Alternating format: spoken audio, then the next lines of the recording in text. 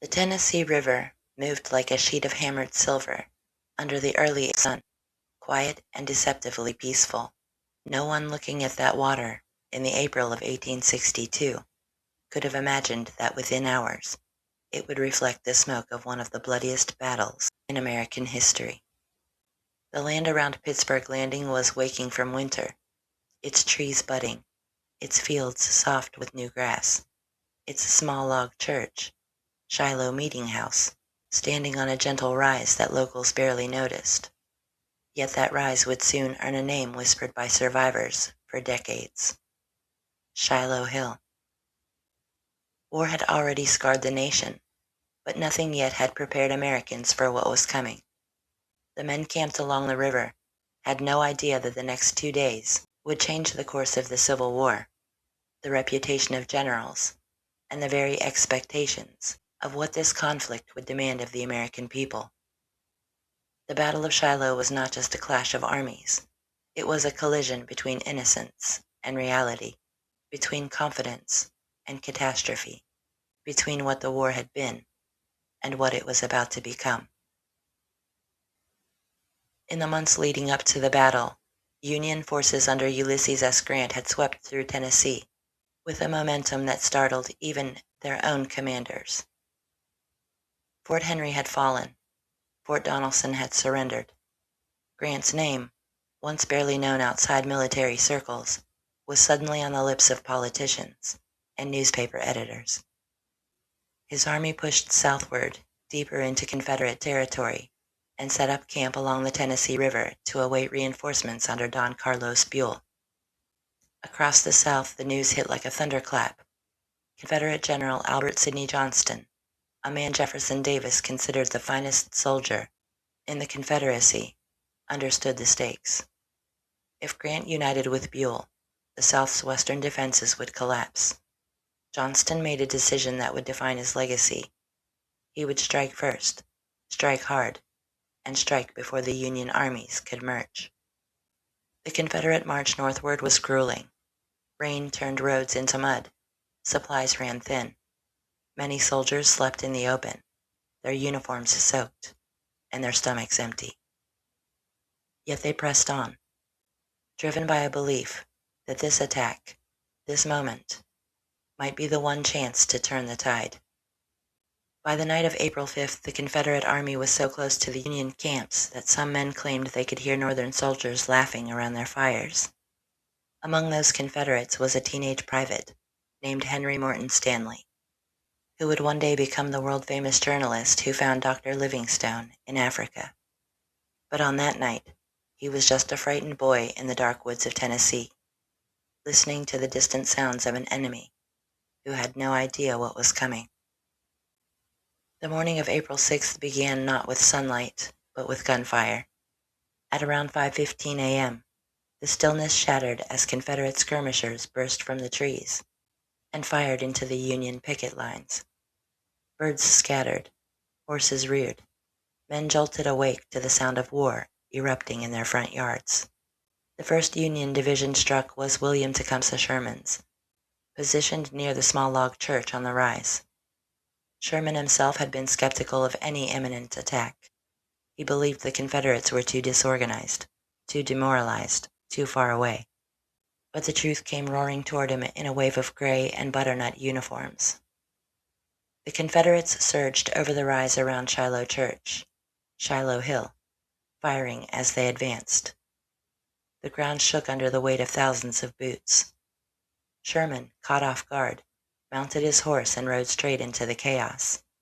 Within the first hour, he was wounded twice, and had 3 horses shot out from under him, yet he refused to leave the field. His stubborn defense around the church slowed the Confederate advance, just enough to prevent the Union Army from collapsing entirely. Not everyone held firm. Colonel Jesse Appler of the 53rd Ohio panicked at the sight of the oncoming Confederates and shouted that his regiment was surrounded. His men broke ranks and fled. Sherman rode up to him furious and relieved him of command on the spot. The battle had barely begun, and already it was exposing the character of every man on the field. As the Confederate wave rolled forward, Union camps fell one after the other.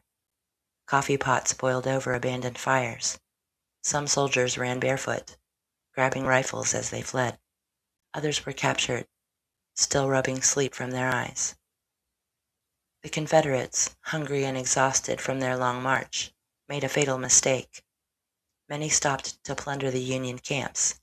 They found food, blankets, boots, and supplies they had not seen in months. The temptation was overwhelming. Many who had marched for days without proper meals now sat down to eat the enemy's breakfast. This pause, this moment of human weakness, gave Grant precious time. It allowed scattered units to regroup, officers to rally their men, and defensive lines to form. The Confederates had struck with fury, but they had not struck with discipline. Meanwhile, Johnston rode among his troops with a calm, almost serene confidence.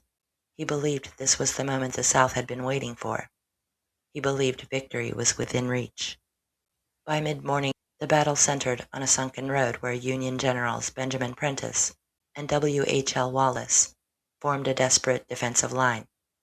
The Confederates who charged the position said bullets flying from the road sounded like angry hornets, and the name stuck: the Hornets' Nest. For 7 hours the Union soldiers held that line.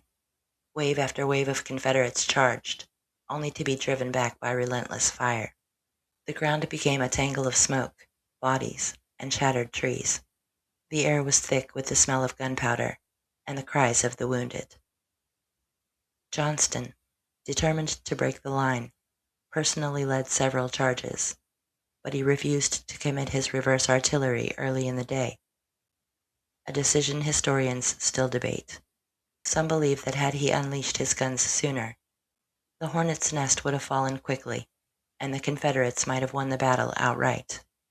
But fate had other plans. At around 2:30 p.m., while leading yet another charge, Johnston was struck behind the knee by a stray bullet. He didn't realize at first how serious the wound was, but the bullet had severed an artery. Within minutes, he bled to death in the arms of his staff. He was the highest-ranking American officer ever killed in battle. The tragedy was compounded by a cruel twist. Earlier in the day, Johnston had sent his personal surgeon to treat wounded Union prisoners. When he needed medical help, none was nearby. His death changed the course of the battle. Command passed to P.G.T. Beauregard, who believed the Confederates had already won. He halted the attack at the very moment when momentum mattered most.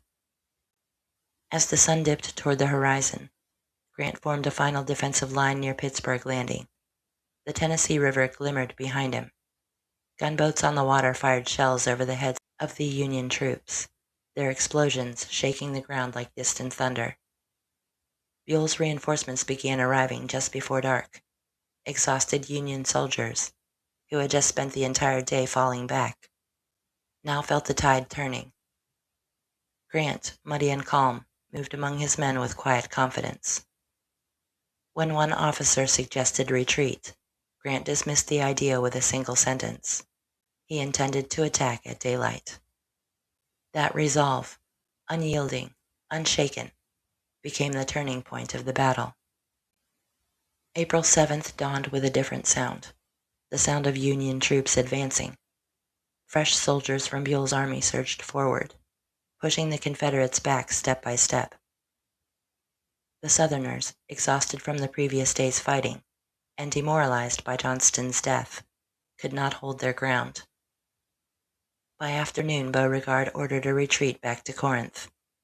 The Confederates had fought with courage, but the battle belonged to Grant.